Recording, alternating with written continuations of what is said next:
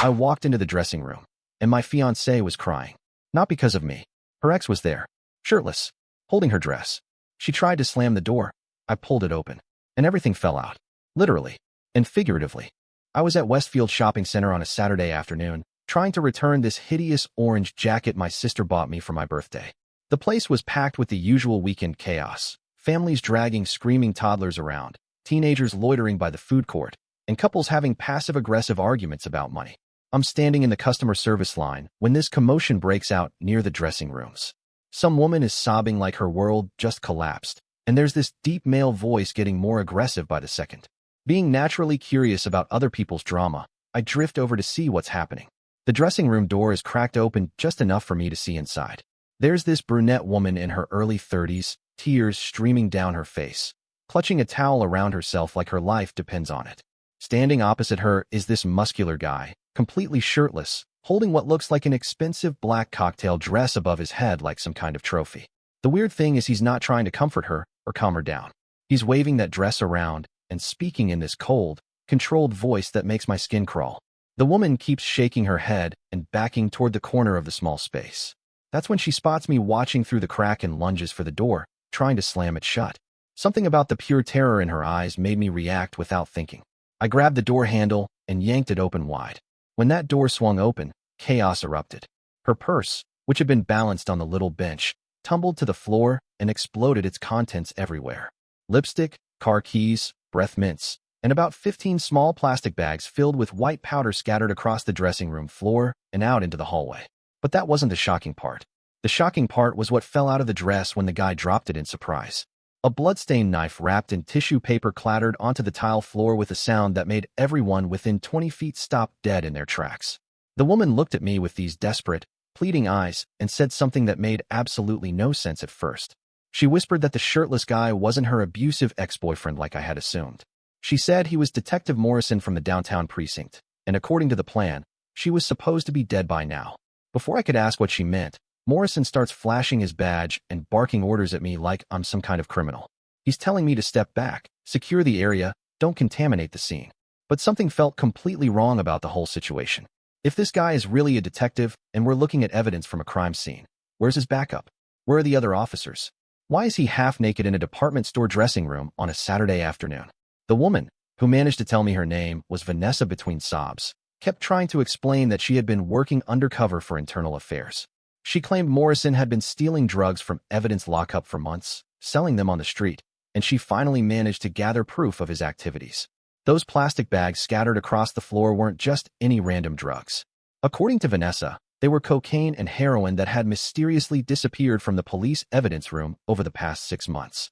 Cases that should have gone to trial fell apart because key evidence vanished, and Morrison was the common factor in every single one. Morrison was getting more agitated by the minute, and I noticed his hand kept drifting toward his waistband, where there was definitely a gun concealed under his shirt. The situation was escalating fast, and I realized we were in serious danger. That's when Vanessa did something brilliant. She started talking loud enough for the growing crowd of shoppers to hear, describing how her boyfriend had been threatening her, how she was afraid for her life, how he had been stalking her for weeks. Suddenly, we had an audience of at least a dozen people, most of them holding up their phones and recording everything. Morrison couldn't exactly pull his weapon and start shooting with all those witnesses documenting the encounter. He was trapped by his own need to maintain his cover as a legitimate police officer. But then Vanessa revealed something that made my blood run cold. She told me that knife wasn't just evidence of Morrison's drug-dealing operation. It was the actual weapon he had used to murder his partner, Detective Collins, 6 weeks earlier. Everyone had been told that Collins died in a single-car accident on Highway 9, lost control on a wet road, and crashed into a tree. But according to Vanessa, Morrison had actually stabbed Collins to death in a warehouse downtown, then staged the car accident to cover his tracks. Collins had been getting suspicious about missing evidence and was asking too many questions about Morrison's activities. While Vanessa was explaining Collins' murder, I noticed something that made me want to throw up. There was a small tattoo on Morrison's left shoulder blade, a distinctive Celtic knot design with some kind of symbols around it. I had seen that exact same tattoo before, in a newspaper article about a series of unsolved murders that had been terrorizing the city for over a year. The serial killer the police couldn't catch always left that Celtic knot symbol carved into his victims. 3 prostitutes, 2 homeless men, and a drug dealer had all been found with that mark cut into their skin. The killer had never been identified, but the police spokesman quoted in the articles was always Detective Morrison. Morrison wasn't just a corrupt cop stealing drugs from evidence lockup. He was using his police access and knowledge to cover up his own serial murders, manipulating investigations from the inside to make sure he never got caught. Vanessa saw the recognition in my eyes and nodded grimly. She had figured out the connection weeks ago, but gathering proof of a police officer being a serial killer was nearly impossible when he controlled the evidence and had access to all the case files. That's when Morrison finally snapped. He pulled his service weapon and started herding us toward the back exit of the store, claiming he was making arrests for drug possession and interfering with a police investigation. But Vanessa had been prepared for this moment. She revealed that she had been wearing a wire the entire time, and every word of our conversation had been transmitted to a federal task force that had been investigating police corruption in the city. The FBI, DEA, and Internal Affairs had been building cases against several officers for months. Morrison's phone started buzzing with incoming calls, and his face went white when he looked at the caller IDs. His drug operation wasn't some small-time evidence room theft scheme. He had been working with a network of corrupt officers across multiple precincts, and they had been using their positions to eliminate witnesses, steal confiscated money, and arrange murders that looked like accidents or random crimes. The federal agents were supposed to arrest the entire network simultaneously, but something had gone wrong with the timing. Morrison was getting calls from his conspirators warning him that raids were happening at police stations across the city. But then federal agents burst through the main entrance of the store, shouting commands and waving badges. I thought we were saved until I saw Morrison's reaction. Instead of looking panicked or defeated, he started laughing like a maniac. He told us we had no idea how extensive the corruption really was. The federal task force itself had been compromised, and half the agents coming to rescue us were actually part of the conspiracy. Agent Bradley, the guy leading the federal team, walked straight up to Morrison. Instead of arresting him, Bradley handed him a clean shirt and started discussing escape routes.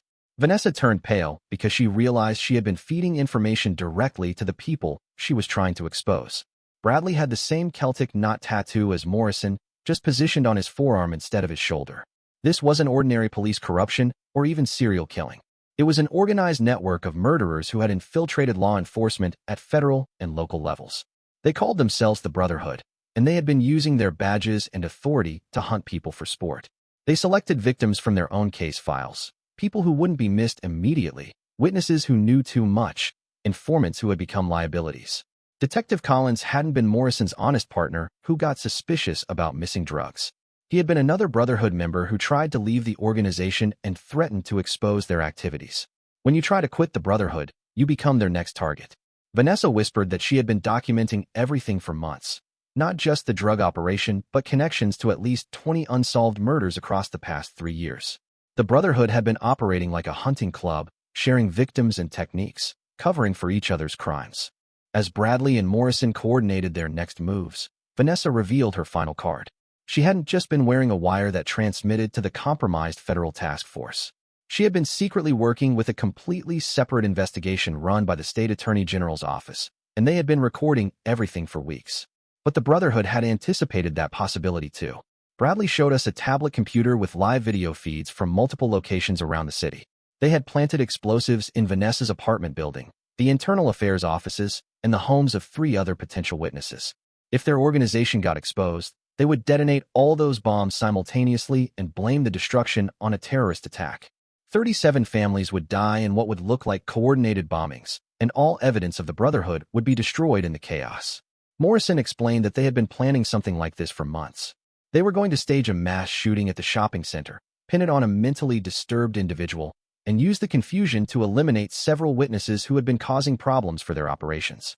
That's when I realized why they had kept me alive this long. I wasn't just an unlucky witness who stumbled into their business. I was going to be their patsy for the shopping center attack. Morrison showed me documents proving they had been building a false identity for me as a potential domestic terrorist. They had used stolen information to make illegal gun purchases in my name, created fake online profiles where I posted extremist content, and planted evidence in my apartment linking me to anti-government groups. When the shooting happened, I would be found dead at the scene, and the investigation would conclude that I had acted alone. My credit card records, search history, and social media accounts had all been manipulated to support the narrative. The gun Morrison was holding wasn't just for threatening us. It was registered to me through forged documents and identity theft. But Vanessa dropped one more bombshell. She hadn't been working for Internal Affairs or even the Attorney General's office. She was FBI, and she had been running a deep undercover operation against the Brotherhood for over 2 years. The wire she wore wasn't transmitting to anyone local. It was going directly to a joint federal task force in Washington that had been investigating similar networks in other cities. The Brotherhood wasn't unique to our city. They had discovered at least 6 other cells operating across the country, all using the same methods: infiltrating law enforcement, selecting victims from case files, and covering their murders by manipulating investigations. Real federal agents surrounded the shopping center just as Morrison was trying to force me to pick up the planted gun. But Bradley revealed their final contingency plan. The entire mall had been rigged with explosives over the past month, disguised as routine maintenance work. If they couldn't escape and continue their operations, they planned to destroy the building and everyone inside, eliminating all witnesses and evidence simultaneously. The bombing would be blamed on the same fictional terrorist network they had created to frame me. The standoff began with over 300 innocent shoppers trapped inside, while bomb squads tried to locate and disarm the explosives. SWAT teams positioned outside couldn't risk storming the building because any gunfight might trigger the bombs. The siege lasted 6 hours. Hostage negotiators tried to establish communication while bomb disposal experts worked frantically to locate explosive devices hidden throughout the shopping center. The Brotherhood had spent months planning this contingency, and they had been thorough in their preparations. But Vanessa had been playing an even longer game. During her 2 years undercover, she had been secretly photographing and documenting everything the Brotherhood did. She knew about their backup plans, their safe houses, their methods of communication, and most importantly, she had learned how to disarm their explosive devices. While everyone's attention was focused on the standoff, Vanessa had been quietly moving through the mall's maintenance areas, using her detailed knowledge of their bomb placement to disable the devices one by one. She had memorized the Brotherhood's procedures during months of pretending to be Morrison's girlfriend and potential recruit. The Brotherhood's explosives were sophisticated but followed a standard pattern that Vanessa had observed them using in previous operations. Each device had 2 triggers, a remote detonator and a backup timer system. She couldn't stop them from trying to use the remote triggers, but she could disable the backup timers that would detonate the bombs if the remote signals failed. When Bradley finally realized their bombs weren't going to work as planned, he made a desperate decision. He and Morrison would execute the mass shooting plan immediately, killing as many people as possible before the police could stop them. They figured if they couldn't destroy all the evidence, they could at least eliminate the key witnesses and die as martyrs for their cause. But they had underestimated how much information Vanessa had gathered about their personal lives. She knew Morrison's ex-wife lived 2 blocks from the mall with their 8-year-old daughter. She knew Bradley's elderly parents were in a nursing home across town. She knew the addresses of their siblings, their favorite restaurants, their weekend habits. Instead of trying to reason with them or make deals, Vanessa started reciting personal details about their families. She described Morrison's daughter's school schedule, Bradley's mother's medical conditions, the license plate numbers of their relatives' cars. She made it clear that if anything happened to her, detailed information about all their family members would be released to every criminal organization that had been damaged by the Brotherhood's activities. The Brotherhood had made enemies during their years of operation: drug dealers they had robbed, gang members they had framed, organized crime figures whose operations they had disrupted for personal profit. If those people learned the identities and locations of Morrison and Bradley's families, revenge would be swift and brutal. Morrison cracked first. The thought of his daughter being targeted by the people he had crossed during his criminal career was more terrifying than the prospect of life in prison. He put down his weapon and surrendered to the SWAT teams that had been waiting outside. Bradley held out for another hour, but eventually he realized the situation was hopeless. The bombs weren't going to detonate. Morrison had given up, and their entire network was being rolled up simultaneously across multiple states. He turned his gun on himself rather than face prosecution and the certainty that his family would be murdered by his former victims. When the smoke cleared, investigators found evidence linking the Brotherhood to 49 murders across 7 states over 4 years. They had been operating like a franchise, with cells in different cities sharing techniques, and sometimes exchanging victims to make investigations more difficult. The shopping center attack would have been their largest operation, designed to eliminate 12 specific witnesses while killing dozens of innocent people to create chaos and confusion. The forensic analysis revealed enough explosive material to bring down half the building. The investigation took 18 months and involved federal agencies, state police, and local departments across the entire country. The Brotherhood had been more extensive and better organized than anyone initially realized. They had corrupted officials in police departments, district attorney offices, federal agencies, and even some judicial positions. Vanessa's undercover work became the foundation for prosecuting over 60 people on charges ranging from murder and conspiracy to drug trafficking and terrorism. She testified before Congress about law enforcement corruption and helped develop new protocols for investigating similar networks. 3 police departments were completely disbanded and rebuilt with entirely new personnel. 7 federal agents were arrested, along with 2 assistant district attorneys and a state judge who had been helping the Brotherhood manipulate prosecutions and evidence.